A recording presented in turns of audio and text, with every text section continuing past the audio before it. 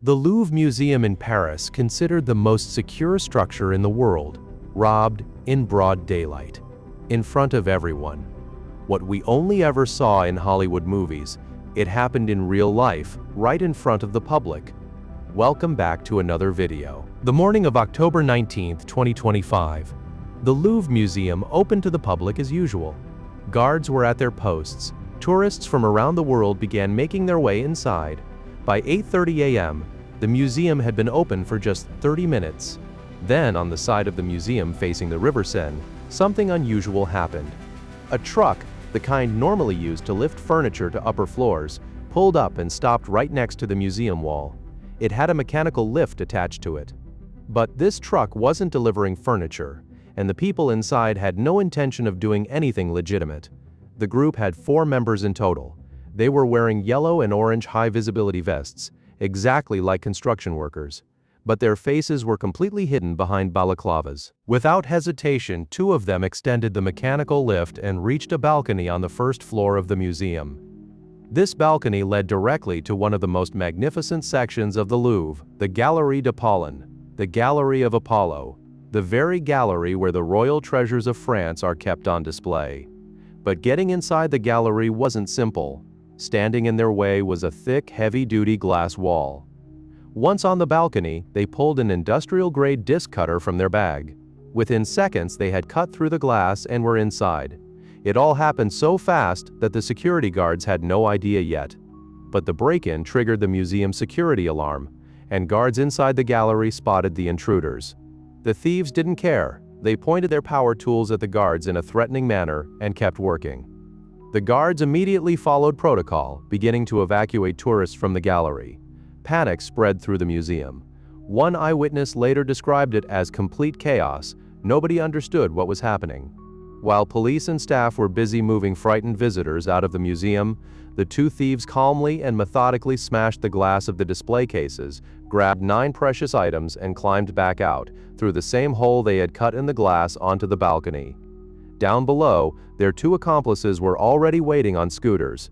They rushed down the lift stairs, jumped on the scooters, and disappeared. It was over before anyone could process what had just happened. According to police, the thieves were inside the museum for just 4 minutes. The entire operation, parking the truck, extending the lift, cutting the glass, looting the gallery, and escaping, took only 8 minutes in total. As they fled, they attempted to set the truck on fire to destroy any evidence or fingerprints they may have left behind, but a brave museum staff member intervened immediately and stopped them.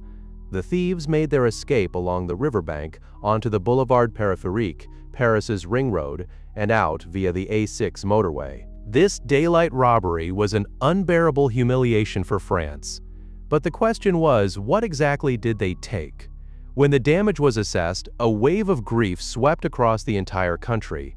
The financial value of the stolen items was significant, but their historical and cultural value was described as priceless. According to the Ministry of Culture, a total of 8 items were stolen from the Louvre. Now you might be wondering, I said 9 earlier. Yes, the thieves did take 9 items. But as they were fleeing, one item fell onto the road. It was the 170-year-old crown of Empress Eugénie. Empress Eugénie was the wife of Napoleon III, and this crown had been crafted specifically for her in 1855. As the thieves were pulling it through the hole in the glass, the opening was too small. They forced it through, damaging the crown in the process, and it ultimately fell onto the road, leaving several scratches on it. The museum director later stated that the crown might be repairable, but the 8 items that were taken represent a loss that can never be fully restored. The 8 stolen items included a beautiful tiara and a brooch belonging to Empress Eugénie, an emerald necklace and matching earrings belonging to Empress Marie-Louise, the second wife of Napoleon Bonaparte, a tiara, a necklace, and earrings from the sapphire set of Queen Marie-Amélie and Queen Hortense, and a special piece known as a reliquary brooch. All of these items dated back to the 19th century, encrusted with thousands of diamonds, emeralds, sapphires, and other precious stones. These were not simply jewels. They were pieces of France's royal history. Estimates suggest the raw material value, the gold, stones, and diamonds, amounts to around $2 million. But given the royal dynasties they belonged to, even $100 million or $1 billion could not compensate for their true worth. That is exactly why they were called priceless. What was most astonishing was that the thieves didn't touch the most valuable items in that very same gallery. The famous Régent Diamond, valued alone at 51 million euros or around $60 million, was right there. The Sancy Diamond and the Hortensia Diamond were also on display. The thieves completely ignored all of them. This is why investigators strongly believe the thieves came with a specific shopping list. They knew exactly what they wanted and came for those items alone. The Paris prosecutor's office stated, "This is not a financial loss. This is a loss to the history of France." But the question that stunned everyone was, how did this happen in the world's most visited museum, with millions of visitors every year and extensive security in place? When the investigation began, shocking revelations came to light.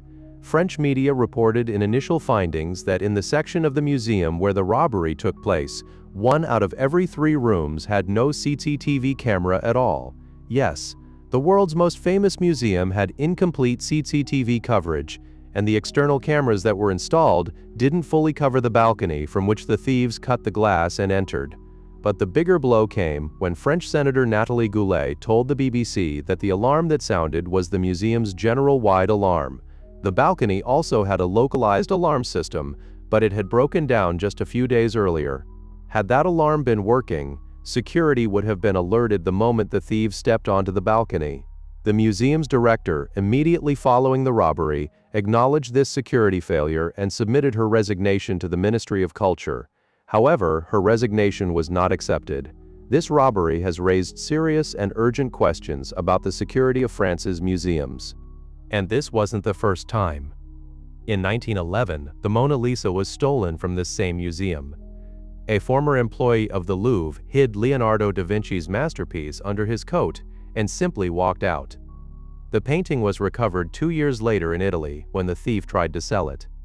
That very incident is what made the Mona Lisa the most famous painting in the world.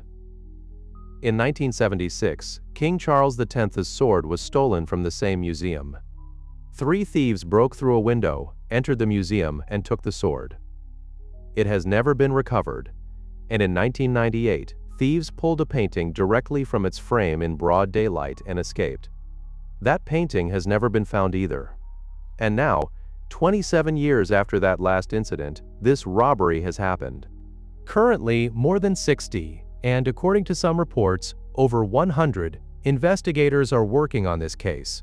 Fortunately, on Saturday, October 25, 2025, police arrested 2 suspects with strong links to the robbery. At the scene, police had collected approximately 150 DNA samples and fingerprints taken from the thieves' equipment, including helmets, gloves, and from inside the truck. Police confirmed the arrests were made based on matching DNA samples. One of the suspects also has a prior record of gold theft. Police are confident that all the thieves involved, along with the mastermind behind this operation, will be caught soon. However, it has not yet been confirmed whether any of the stolen items were found with the suspects. After the robbery, the museum was closed until October 2nd. But the Gallery of Apollo remains closed to the public to this day. Police have described this as a highly organized and deeply professional operation, and the investigation is still ongoing. I hope you enjoyed this video. Please like and share it generously. Thank you so much for all your wonderful comments. See you in the next incredible video.